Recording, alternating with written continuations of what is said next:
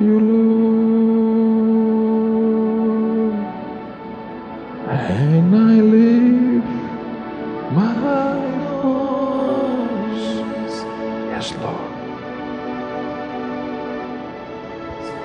To worship you, oh my soul, rejoice, take joy, my King, in what you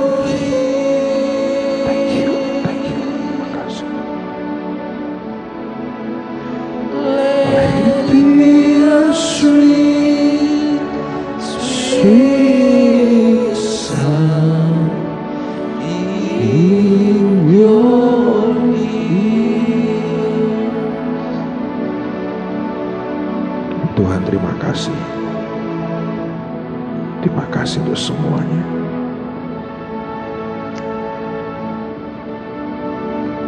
Biarkan mulai malam ini setiap kami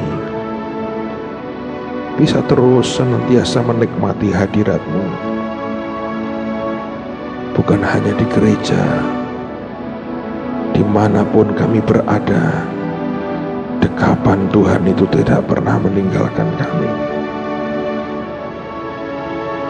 Tuhan, tuntun kami, Tuhan, tuntun kami, tuntun kami, Tuhan, tuntun kami, tuntun kami, Tuhan, tuntun kami. Kau tolong Tuhan, Kau tolong Tuhan, tolong Tuhan. Semua yang di belakang angkat tangan-Mu, terima berkat-Nya. Biarkan Tuhan memberkati-Mu, saudara.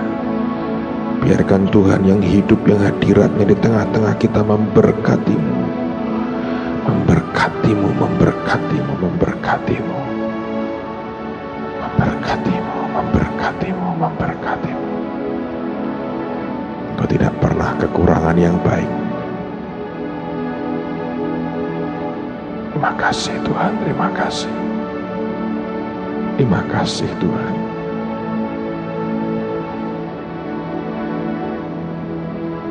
Terima kasih Tuhan, terima kasih. Tuhan, Kau tolong kami, ajari kami menangkap sesuatu dari perkataan-Mu malam ini yang mengubah hidup kami dan membuat kami makin percaya kepada-Mu. Terima kasih Bapa, terima kasih.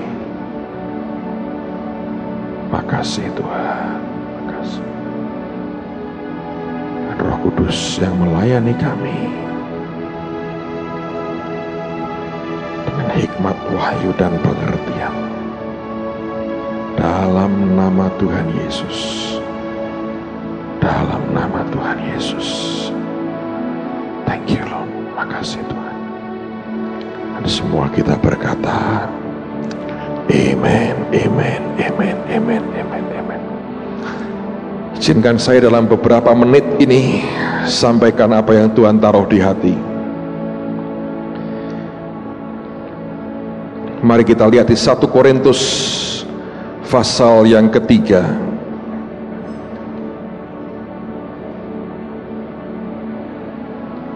Tadi ketika berdoa terakhir Tuhan berkata, besok pagi aku juga mau hadir lagi. So siapkan hati juga kalau Anda mau datang besok pagi. Saya tahu ada saat-saat yang sedang seperti ini Tuhan menyatakan diri dengan luar biasa. 1 Korintus pasal 3. Lihat pada ayat yang ke-6 sampai dengan ayat yang ke-9. Saya baca sampai ayat 15. 1 Korintus 3 ayat 6 sampai 15.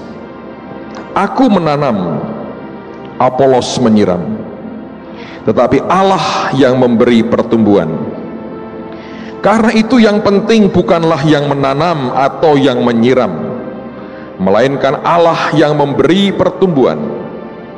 Baik yang menanam maupun yang menyiram adalah sama, dan masing-masing akan menerima upahnya sesuai dengan pekerjaannya sendiri. Karena kami adalah kawan sekerja Allah, kamu adalah ladang Allah, bangunan Allah. Sesuai dengan kasih karunia Allah yang dianugerahkan kepadaku, aku sebagai seorang ahli bangunan yang cakap telah meletakkan dasar, dan perhatikan, orang lain membangun terus di atasnya. Tetapi tiap-tiap orang harus memperhatikan bagaimana ia harus membangun di atasnya. Karena tidak ada seorang pun yang dapat meletakkan dasar lain daripada dasar yang telah diletakkan, yaitu Yesus Kristus. Entahkah orang membangun di atas dasar ini dengan emas, perak, batu permata, kayu, rumput kering, atau jerami. Sekali kelak pekerjaan masing-masing orang akan nampak, karena hari Tuhan akan menyatakannya. Sebab ia akan nampak dengan api, dan bagaimana pekerjaan masing-masing orang akan diuji oleh api itu. Jika pekerjaan yang dibangun seorang tahan uji, ia akan mendapat upah. Jika pekerjaannya terbakar, ia akan menderita kerugian, tetapi ia sendiri akan diselamatkan, tetapi seperti dari dalam api. Ternyata dalam kehidupan kita ini, keputusan kita saja tidak absolut. Hidup kita ini dibangun oleh Tuhan, tapi jangan lupa ada orang-orang yang berperan sangat besar dalam membangun kehidupan kita. Alkitab berkata ada Apolos atau Paulus yang menanam, dan Apolos yang menyiram. Alkitab berkata Paulus meletakkan dasar dan orang lain kelak yang membangun di atasnya. Hidup kita seperti rumah juga yang dibangun dan melibatkan begitu banyak tukang dan para ahli. Ada yang ahli sebagai tukang batu, tukang kayu, dan sebagainya. Ada orang-orang yang pintar ngecat dengan baik, ada juga tukang listriknya, ada juga tukang yang ngurusin airnya. Semua ahli akan terlibat dalam pembangunan sebuah rumah.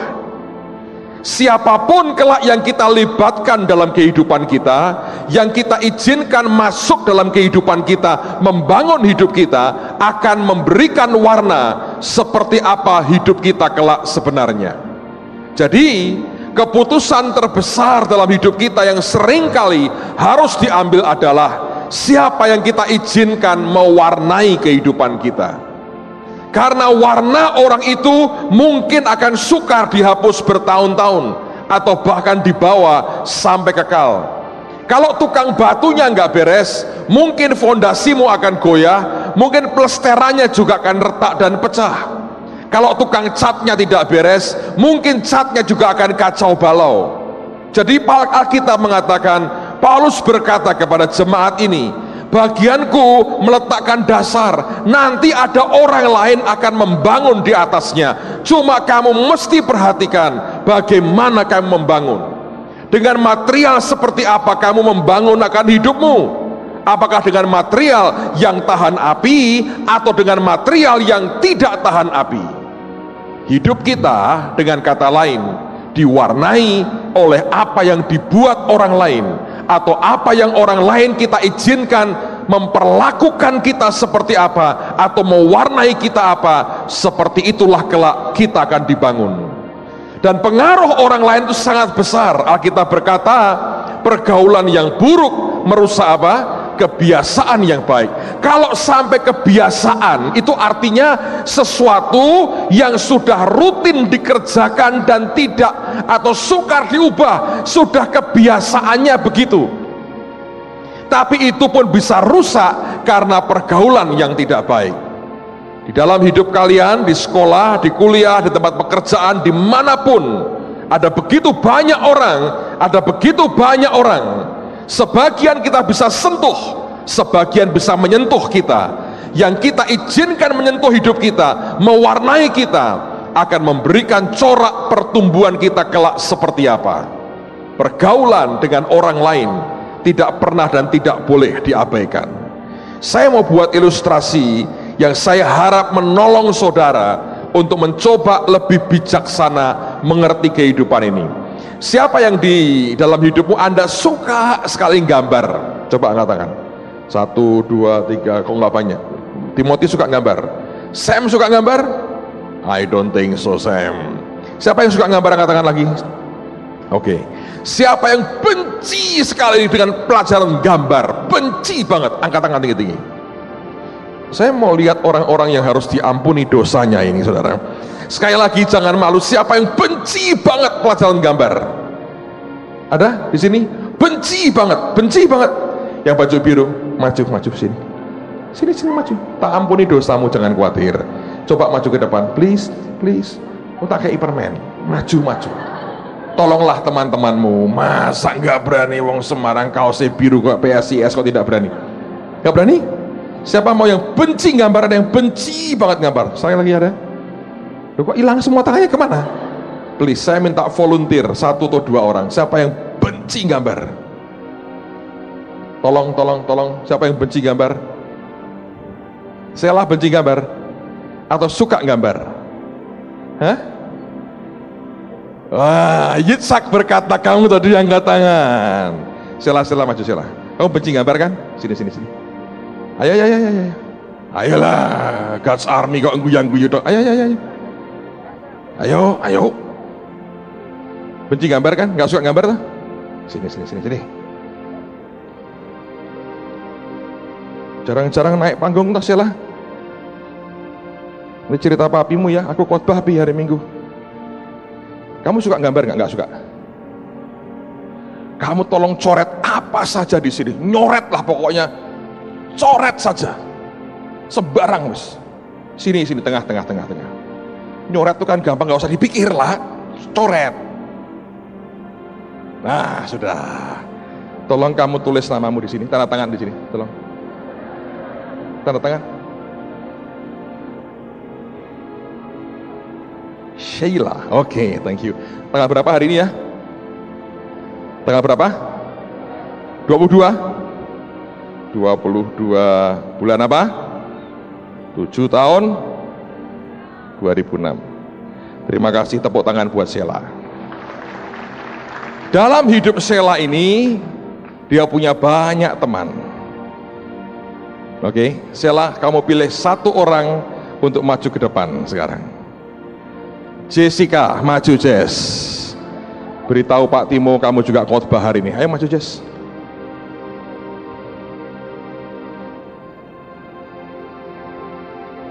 Kamu suka gambar atau benci gambar Jess? Benci. Jangan kepahitan sama gambar ya, nanti kamu perlu pelepasan. Coretan ini kamu tambahi sembarang. Sudah, gitu toh. Yuk, terima kasih. Beri tepuk tangan dong buat Jessica.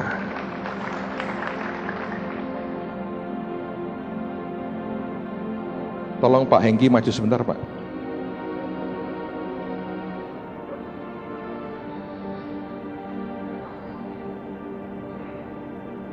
Tambailah apa aja yang kamu pandang oke, kamu lihat perhatikan dengan baik dulu, tambahi sesuatu lah.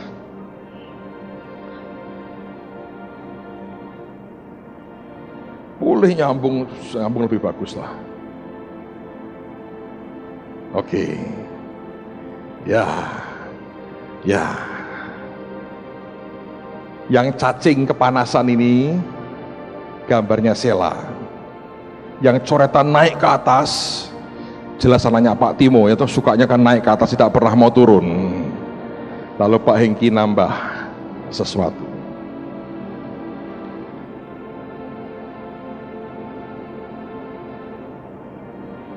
Ini hidupnya, coretannya.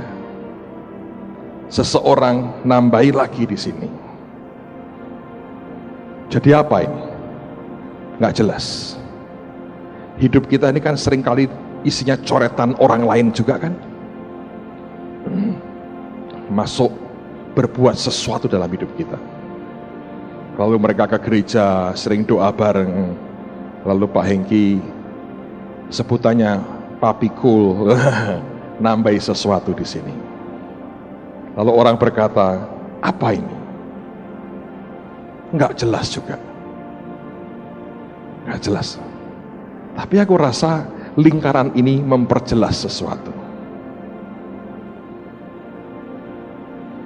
Hidup kita ini tidak pernah bisa lepas dari coretan orang lain. Tapi Alkitab mengatakan, Paulus berkata, aku menanam, Apolos menyiram. Yang memberi pertumbuhan siapa? Tuhan. Yang membuat jadi bagus itu kan pertumbuhannya. Siapa yang membuat pertumbuhan? Tuhan. Contoh nih misalnya, katakanlah saya bukan GR nih, ini tangan Tuhan, ya kan? Dia lihat cacing kepanasan, ditusuk oleh biting, ditambahi balon, penyet begini. Dan Tuhan berkata, mau jadi apa hidupnya? Dan dia berkata, aku mau jadiin sesuatu. Perhatiin saudara. Dia mulai berkata, bagaimana kalau ini aku terusin, dan bagaimana kalau ini jadi begini, bagaimana kalau ini jadi begini, bagaimana kalau ini jadi begini, bagaimana kalau ini jadi begini, dan bagaimana kalau ini aku tambahi begini. Jadi apa saudara? Soro. Luar biasa. Soro. Dan orang berkata, Selah, yang tanda tangan. Soro. Butuh mujizat sih untuk mereka mencoret dengan benar. Dan Hengki memberi sesuatu sentuhan yang benar. Kalau dia tidak, saya tidak tahu saya harus menggambar apa. Soro, saudara. Ya, ada begitu banyak orang dan tangan orang yang mewarnai kita. Sebagian membuat jadi tidak berarti, sebagian lebih tidak berarti lagi. Sebagian mungkin mengacaukan, sebagian mungkin memberikan makna yang besar dalam hidup kita. Tapi di atas semua keadaan kita, Anda harus percaya ada tangan Tuhan yang menjadikan semuanya jadi indah dan luar biasa. Bisakah kita mempercayai Dia untuk berkata, engkau coret sesuatu dari hidupku Tuhan, dan engkau lukis sesuatu, warnai aku dengan apapun yang engkau mau, dan jadikan aku seperti yang engkau mau. Tadi ada penglihatan, ada permata, ada hati, dan Tuhan berkata, secacat apapun aku mau terima. Gambar-gambar tadi nggak beraturan, ya kan? Orang berkata, jadi apa gambar seperti itu? Tapi aku rasa kalau tangan saya bisa mengubahnya jadi soro, tangan Tuhan pasti lebih hebat dan lebih jago. Seburuk apapun keadaan kita hari ini, kalau kita percayakan ke Tuhan, akan luar biasa. Dan di sini masalahnya, yang sering kali jadi problem adalah karena orang percaya tidak pernah bisa menjaga sikap hatinya. Seringkali waktu keadaan memburuk, orang lain kita katakan, kamu memperburuk keadaanku, sikap kita juga ikut buruk sekali. Respon kita sangat jelek. Ganti daripada kita meminta Tuhan, mengatakan, Tuhan keadaan begini, buruknya luar biasa, aku buat sebuah move, gerakan yang buruk, orang lain memperburuknya, orang lain mencoba menambahinya, dan engkau berkata, sekarang jadi kayak apa hidupku? Tapi tiba-tiba melihat itu kita frustrasi karena engkau mungkin gak tahu akan jadi seperti apa. Tapi saya hanya mau beritahu, ada Tuhan yang tahu apa yang harus Dia lakukan, saudara. Ada Allah, Raja di atas segala raja, yang tahu persis apa yang harus Dia lakukan untuk hidup kita. Sikap hati itu, ketika Anda melihat kehancuran, engkau melihat sesuatu yang tidak baik di depanmu, apa yang engkau buat? Engkau panik, engkau teriak, engkau mencoba menghapus, engkau mencoba mengulang lagi, dan seringkali nggak bisa. Engkau mencoba ingin berkata seandainya tidak pernah terjadi, tidak pernah bisa. Kecuali kita berkata, ini Tuhan, aku bawa kepadamu. Itu aja. Lakukan sesuatu. Bagaimanapun manusia bisa mencoret, mewarnai kita terbatas, tapi Tuhan punya kuasa yang tidak terbatas. Yang Tuhan ingin lihat adalah sikap hati kita. Sela bisa marah dengan Jessica, berkata, kenapa cacingku engkau coret begitu rupa, jadi seperti apa? Jessica berkata, lalu aku suruh gambar apa lagi? Aku benci gambar, nyoret pun tidak lurus tadi. Sela bisa juga marah dengan Pak Hengki, berkata, kenapa ditambahi bulatan seperti itu? Mau jadi kayak apa? Tapi dia berkata, ya cuman itu yang terbaik aku bisa buat. Kalau terus diwarnai kemarahan dan engkau berkata, aku akan bertindak semauku sendiri, Anda makin menghancurkan hidupmu kan? Coba kalau kita datang dengan tenang dan berkata, Tuhan, ini keadaannya, aku hadapin kepadamu. Karena di depan Tuhan, yang dihitung Tuhan bukan siapa penyebabnya, tapi reaksimu bagaimana. Piala Dunia memberikan saya pelajaran banyak. Zidane menanduk Materazzi. Ajaib kan saudara? Zidane menanduk Materazzi. Apakah itu membuat dia bisa berkata, karena aku diprovokasi, harusnya nggak dapat kartu merah, kartu hijau dong? Enggak tuh, tetap kartu merah. Dan dia harus mengakhiri karirnya dengan satu kartu merah yang menyakitkan pada final Piala Dunia yang diyakini membuat timnya kalah dari Italia. Saya jagoin Perancis loh, sudah beli kaos Perancis, terus diambil semi lagi tadi. Saya nggak pernah jagoin Italia, walaupun saya suka spaghetti bolognese dan spaghetti saus seafood saya suka. Tapi itu bukan sebuah tanduk, jedung, mentang-mentang gundul dia seruduk dada tamawannya. Dan orang semua berkata, goblok sekali. Kamu dimaki-maki, gentilah, jangan buat over. Orang hanya berkata seandainya, but it's too late. Apapun yang sedang berlaku dalam hidupmu, orang sekitarmu yang sedang mencoret sesuatu yang tidak baik, ganti daripada engkau mencoba menyelesaikan dengan caramu, biarkan tangan Tuhan yang menambahinya sesuatu. Dia membuat segalanya indah pada waktunya. Dia menjadikan semuanya baik. Yang buta dibuat melihat, yang tuli mendengar, yang bisu berkata-kata, yang lumpuh berjalan, yang mati dia bangkitkan. Amen saudara. Siapa mau percayakan hidupmu kepada Tuhan, angkat tangan. Mari berdiri sama-sama. I love you Lord, and I lift my voice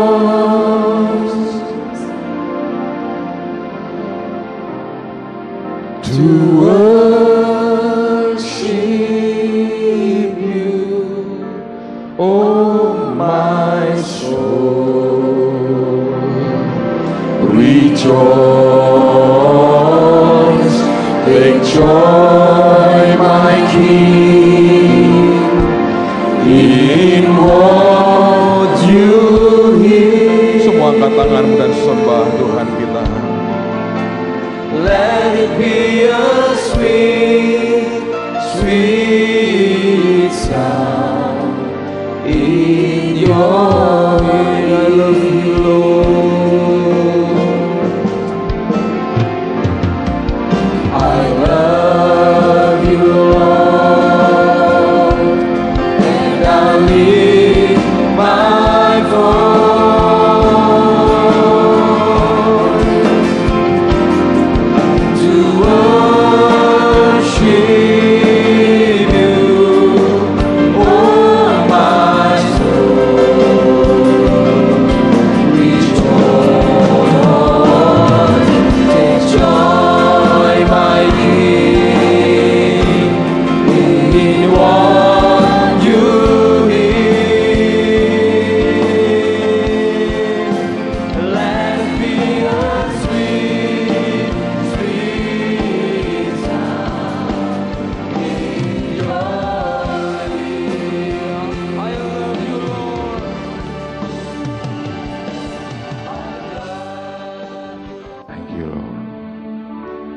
Saudara dengarkan sebentar, ada satu hal yang saya mau cerita buat saudara malam ini.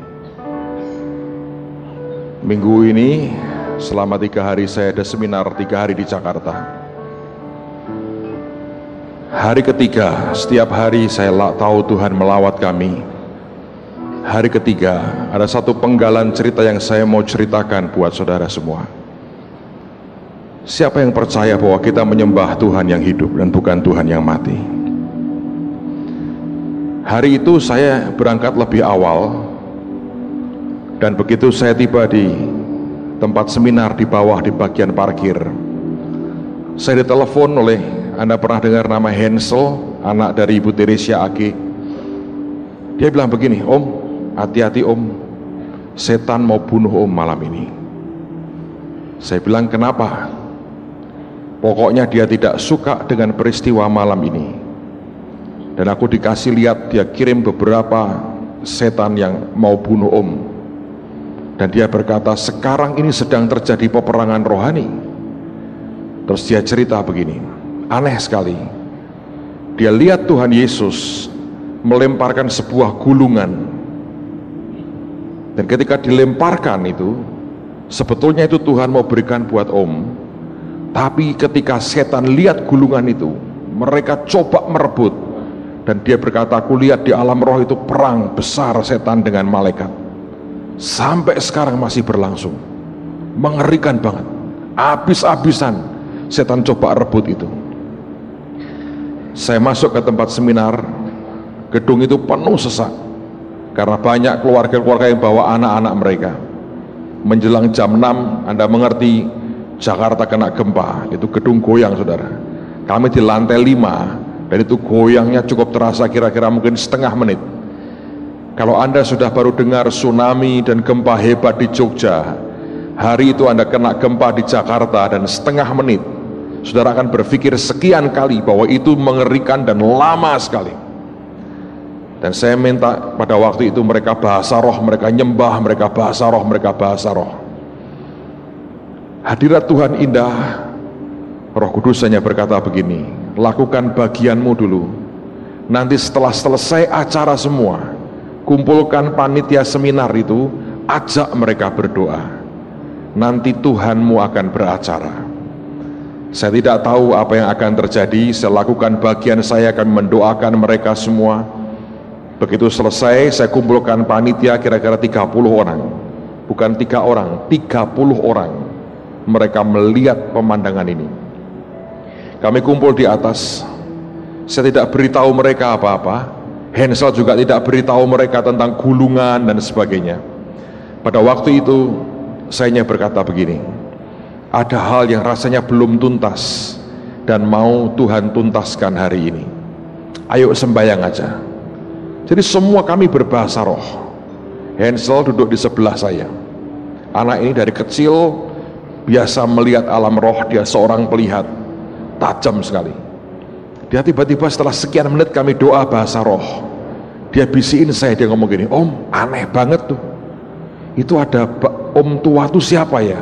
Di antara panitia ada satu bapak, usia mungkin 60 lebih lah saudara. Paling tua, rambut sudah putih, ikut intimate Pak Yos, ikut intimate yang terakhir. Ini bapak pemalu banget dan tidak pernah muncul di depan. Dia pekerja keras di belakang layar. Tidak pernah bisa main sandiwara, drama seperti apa, nggak bisa. Dia ngomong begini, itu gulungan kok di tangan dia, aneh. Terus saya doa dan Tuhan ngomong begini, suruh dia doain kamu. Dan saya ngerti maksudnya. Begitu dia doakan saya, itu gulungan akan sampai di tangan saya. Dia maju ke depan, saudara. Ini orang minder banget. Anda tahu yang saya buat? Saya berdoa, saya berlutut di depan dengan yang lain semuanya. Saya kedangkan, saya buka tangan saya begini.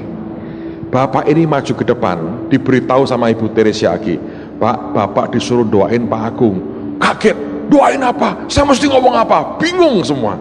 Dia diberitahu, nggak usah bingung Pak, yang di dalam hatimu apa, katakan saja. Terpaksa itu, dia maju ke depan. Tahu saudara? Dia juga berlutut sama-sama saya, di depan saya ada depan begini. Tangan saya kan saya buka begini. Dia ikut-ikutan buka tangannya begini. dan jari dengan jari ditempelkan, hanya nempel jari dengan jari. Saya diam aja, saya biarkan dia lakukan yang Tuhan perintahkan.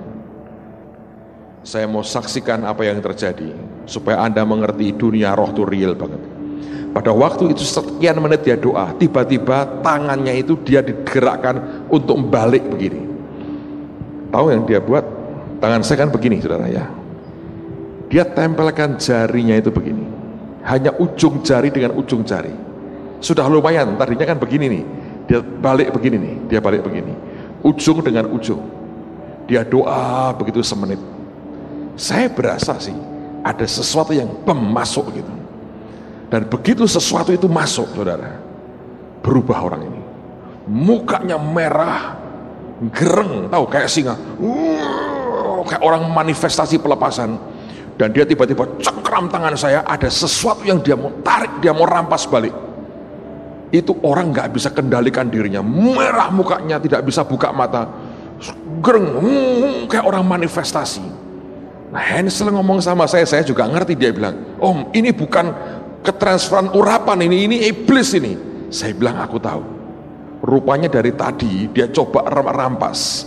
Detik dia tahu itu di situ terjadi peristiwa itu, dia manfaatkan, dia coba tunggangi badan orang ini. Dan Anda ngerti kalau Anda pelepasan kan Anda bisa muntah-muntah, nggak terkendali segala macam kan. Dia tunggangi badannya, dia coba rampas. Dia coba kuat cengkram tangan saya, tapi heran, itu seperti nothing lah, saudara, nggak bisa nyakiti kita. Begitu rupa, saya buka mata, saya ngomong sama dia begini, "Hei," saya bilang, "sudah terlambat. Ser itu gulungannya sudah nyampe kepadaku. Dan kamu tahu, Tuhan memberi aku otoritas, Tuhan beri aku kuasa. Aku minta kamu pergi sekarang. Dan tidak usah ribut lagi, dan tidak usah ambil bagian lagi. Pergi, saudara."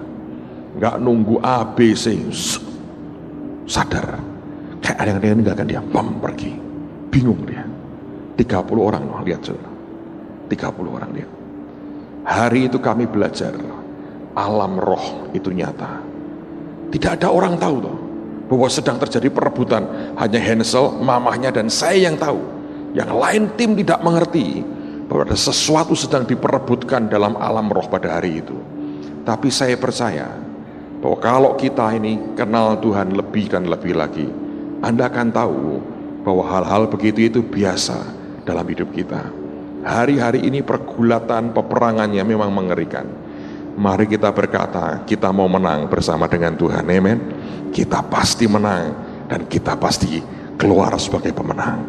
Mari angkat tangan sama-sama.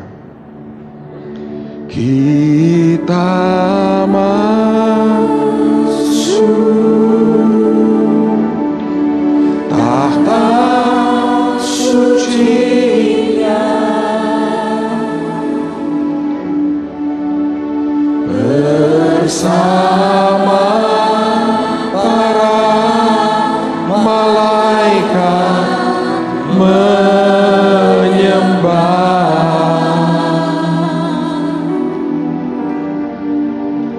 Mari puji Yesusku.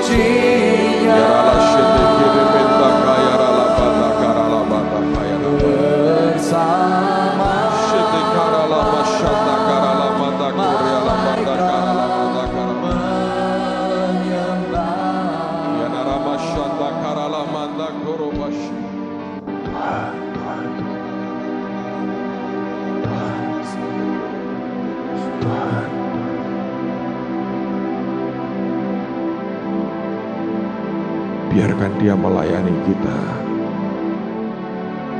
Biarkan dia melayani hidupmu satu demi satu.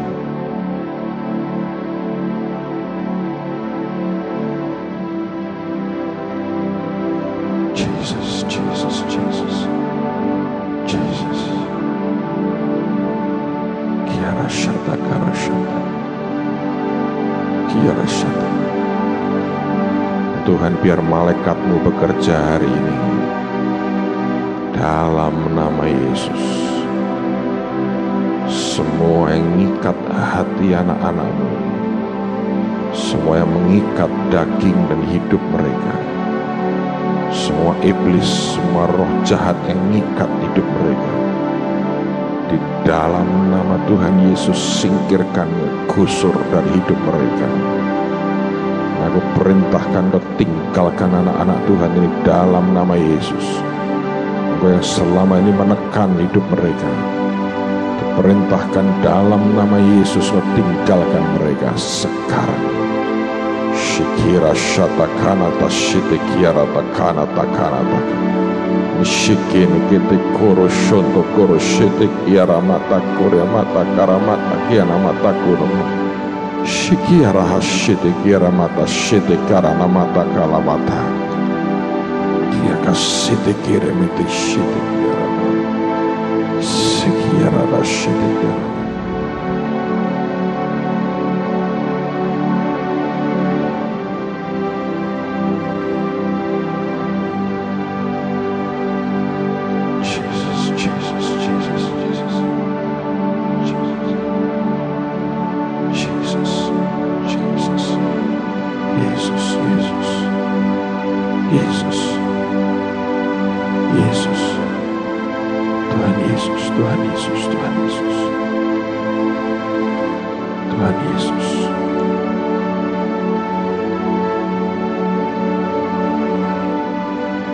Beberapa orang diberi Tuhan penglihatan dan pesan Tuhan. Kalau Tuhan gerakkan hatimu dan kau mau sampaikan, tolong maju ke depan dengan cepat. Saya tahu ada pesan-pesan Tuhan buat anak-anaknya. Beberapa orang saya tahu ada pesan Tuhan, kau diberi penglihatan. Ada yang tidak pernah dapat penglihatan, tapi malam ini tiba-tiba kau lihat sesuatu. Please, cepetan saudara, maju ke depan, sampaikan. Terima kasih Tuhan Yesus. Kalau Anda tahu adalah sesuatu pesan Tuhan, apapun, tolong maju ke depan, cepat sampaikan. Belajar taat supaya apa yang Tuhan anugerahkan itu tidak hilang dari hidupmu.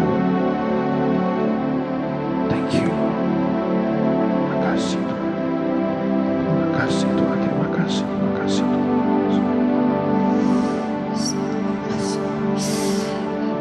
Saya melihat Tuhan Yesus tertelungkup menyembah ke tanah. Dia memakai jubah sebagai hamba.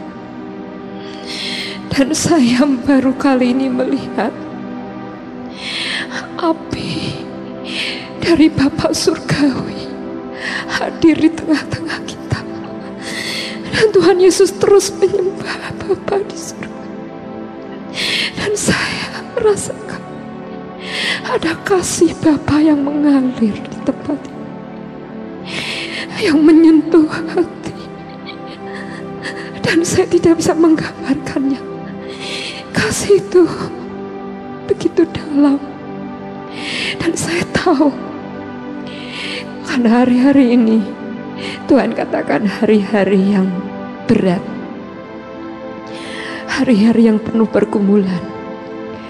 Tapi Dia berjanji, anak-anakku, kau adalah permata-permata hatiku, kau adalah kekasih-kekasihku. Kau tidak usah khawatir, karena aku mengasihi orang-orang yang percaya kepada Tuhan Yesus. Itu yang saya dapat lihat. dan saya tidak bisa menggambarkan kasih Bapa. Dia tidak terlihat, tapi seperti api yang menyala-nyala. Tapi kasihnya saya bisa merasakannya.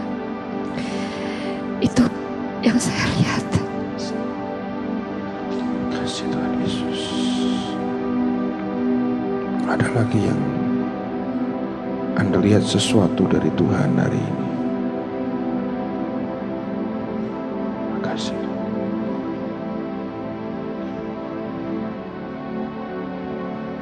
Tadi aku lihat Tuhan itu duduk di tengah-tengah sini. Tiba-tiba tempat ini berubah jadi seperti awan-awan. Terus Tuhan itu duduk. Roh kita ini, tapi hanya roh kita yang mau Tuhan itu lepas dari badan kita.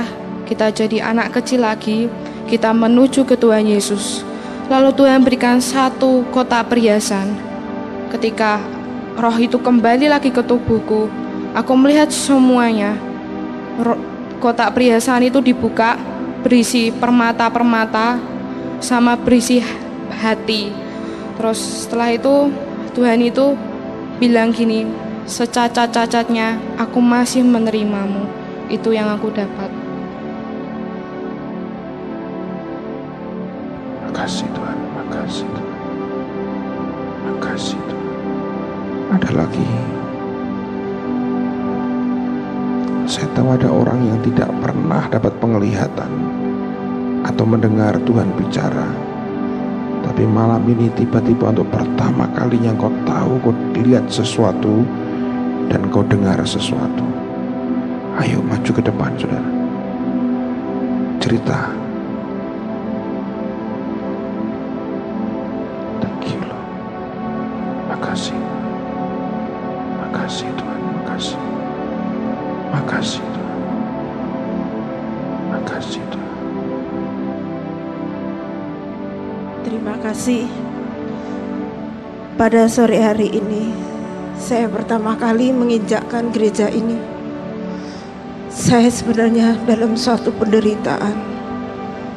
Tapi setelah saya serahkan pada malam ini kepada Yesus, ada kekuatan yang menggerakkan tangan saya dalam hati saya.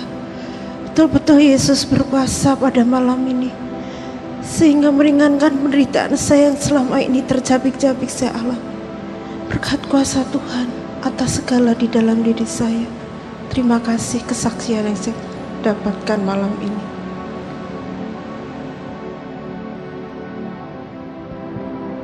Ada yang pertama kali Anda lihat penglihatan dan dengar suara Tuhan. Ayo, please, ayo. Jangan nanti setelah selesai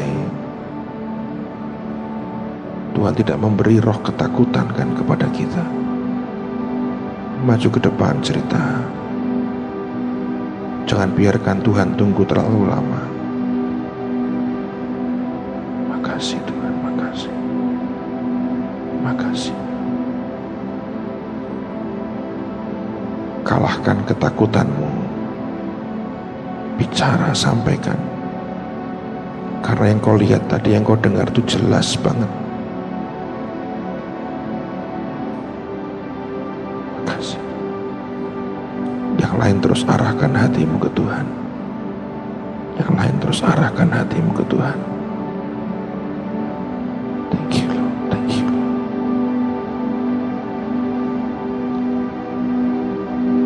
Ayo saudara. Makasih Tuhan, makasih. Makasih.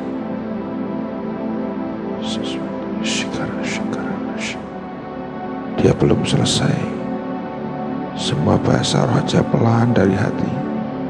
Kiara shanta kara shiti kishikira shiti. Kiara shata kurushintu kushiti kiara nada. Kiara kashikira mashata kara mashiti kara mashiti. Kiara santa kara pata kaya mashiti. Kiana santo kurushiti kiara mashiti kiara mata. Kiana santa kurusutu komodo shiti kiara. Tuhan, Tuhan, Tuhan, Tuhan, Tuhan. Tuhan, Tuhan, Tuhan, Tuhan, Tuhan. Tuhan, Tuhan, Tuhan, Tuhan. Tuhan, Tuhan, Tuhan, Tuhan, Tuhan. Tuhan, Tuhan, Tuhan. Terima kasih buat sore hari ini. Terus terang, saya enggak tahu. Sepertinya tuh Tuhan enggak ngomong apa-apa sama saya cuma lihat. Jadi waktu doa, saya cuma dilihatin sama Tuhan. Waktu kesaksian pertama maju, itu berbicara tentang engkau permata-permata. Lalu kesaksian kedua maju juga berbicara juga tentang permata. Saya enggak tahu artinya apa, tapi kenapa kok Tuhan tuh juga ngasih penglihatan yang sama. Jadi Tuhan tuh ngasih sekumpulan permata itu jadi satu kesatuan, tapi permatanya itu berwarna-warni, ada yang merah, biru, hijau, putih, tapi tetap dalam satu kesatuan. Pertama saya tidak mau maju, cuma kok Tuhan gerakan terus. Dari kesaksian yang pertama, kedua, kenapa kok sama.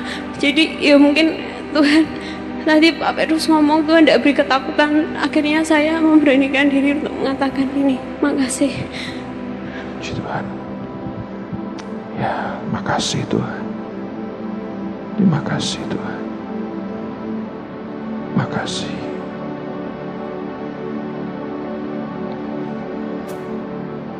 Makasih Tuhan. Makasih Tuhan.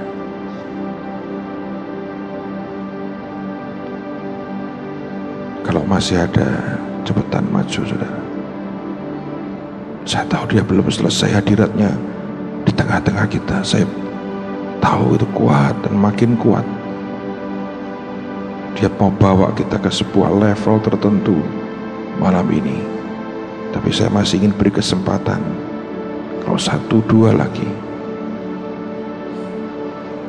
Yesus. Saya lihat panggung ini berubah total. Ada takhta Tuhan yang hadir. Ada permata-permata yang besar yang dia tata demikian rupa. Sehingga dari permata-permata itu keluar seperti sinar-sinar yang begitu gemerlapan. Saya tahu permatanya, saya tidak tahu warnanya apa, tapi sinarnya begitu berwarna-warna.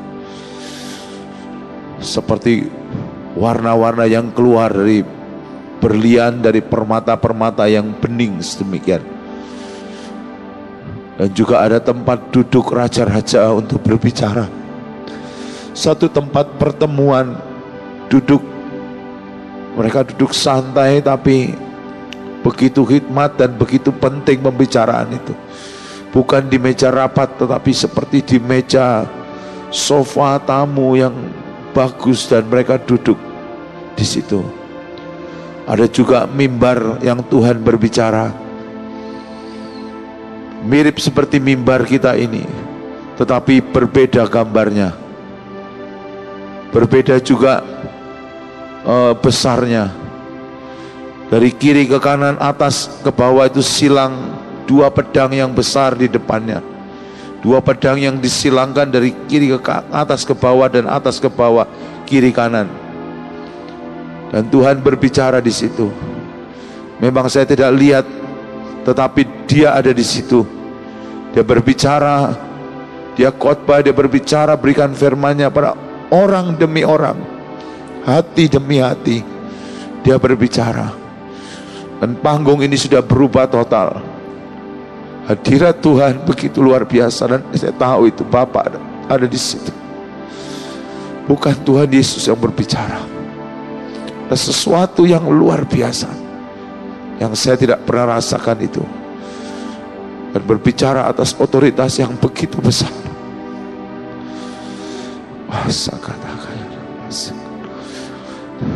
Saya tahu banyak orang yang akan mendengar Tuhan berbicara, sebab Dia berbicara pada banyak orang.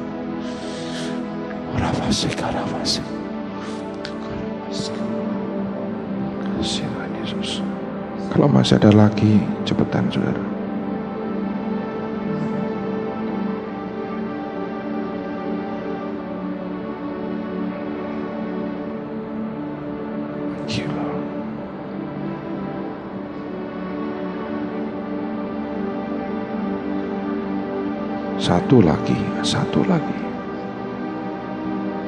Terima Terima kasih.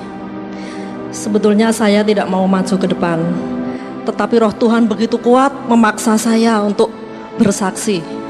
Roh saya melihat dengan jelas ketika penyembahan ini terjadi, hadirat Tuhan turun di atas jemaat ini. Kemudian saya melihat malaikat menyebarkan seperti permata, disebarkan di seluruh ruangan ini.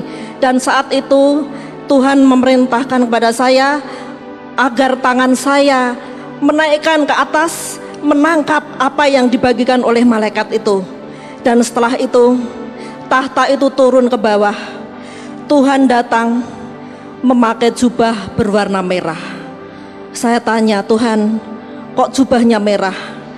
Ya, ini adalah jubah yang telah dicelupkan oleh darah anak domba Allah.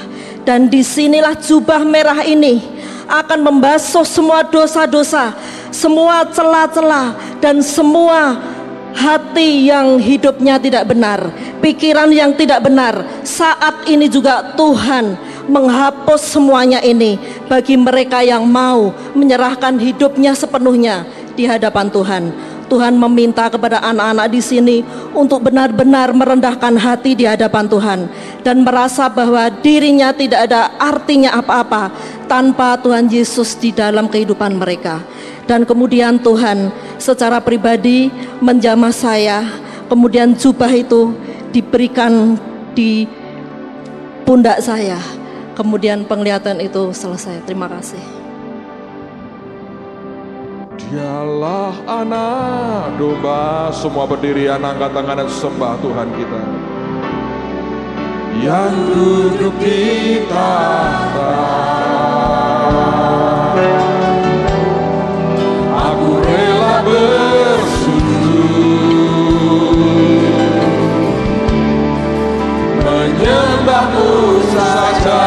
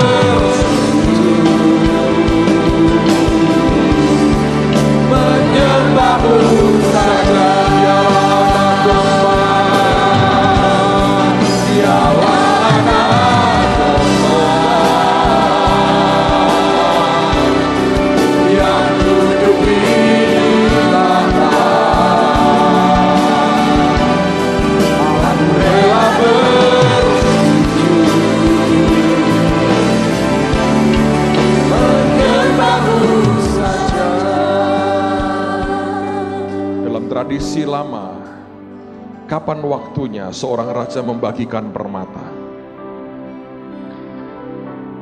Dalam sebuah persidangan yang dibuat raja biasanya. Disitulah hadir para jenderal, para perwira, para menteri, orang-orang yang punya jabatan yang sangat tinggi dalam pemerintahan. Dan mereka semua menghadap raja. Pada waktu itulah raja akan menyatakan rasa terima kasihnya kepada beberapa orang tertentu. Biasanya setelah mereka melewati atau kerajaan itu melewati masa yang sangat berat dan muncul orang-orang yang berjasa bagi kerajaan.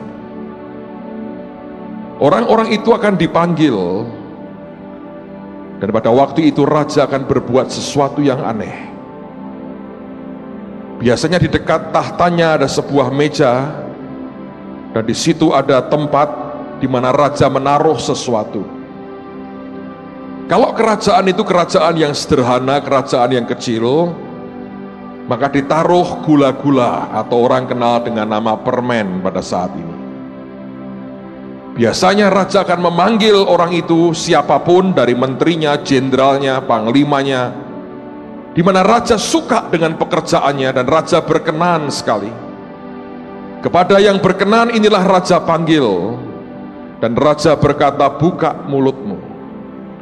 Dan biasanya kalau itu berupa gula-gula atau permen, dia akan ambil itu dari tangannya, dengan tangannya, dan dia masukkan itu ke mulut daripada orang yang kepadanya raja berkenan. Di depan yang lain raja menyatakan perkenannya, dan raja berkata, aku suka dengan apa yang dia buat. Maka dia lakukan itu. Bukankah Mazmur berkata, bukalah mulutmu lebar-lebar. Ayat itu sebetulnya mengacu kepada kebiasaan zaman itu, ketika raja yang paling simpel itu melakukan itu. Tapi kalau kerajaannya kerajaan yang sangat kaya, maka raja itu juga bisa melakukan yang sama. Tapi yang ditaruh di tangannya, yang dia ambil dengan tangannya itu bukan gula-gula, bukan permen, tapi berlian permata, dan dimasukkan dalam mulutnya. Tetapi jika permata yang diberikan itu begitu besar dan lebih dari ukuran berlian yang kecil, tidak mungkin dimasukkan ke mulut orang, kan? Maka raja membagikannya kepada siapa dia menyatakan perkenannya. Hari ini beberapa orang, hampir semua melihat Tuhan datang dan membagikan permata-permata kepada kita. Dalam hidup kita sebagai orang percaya, apapun boleh terjadi. Kalau kita mendapat perkenan Tuhan, itu segala-galanya.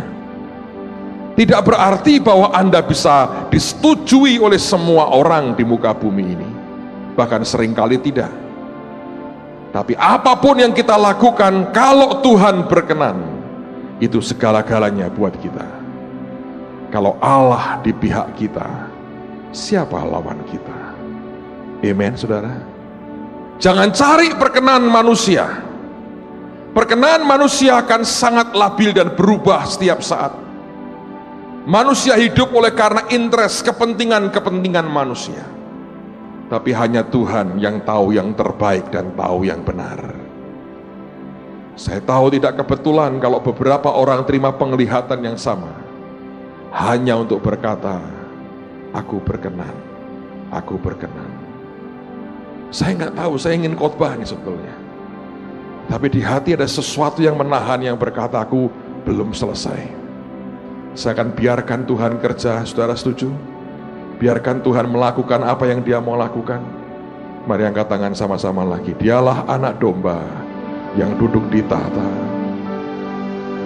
Dialah anak domba. Nyanyi dengan hati, saudara. Yang duduk di tahta. Aku rela bersujud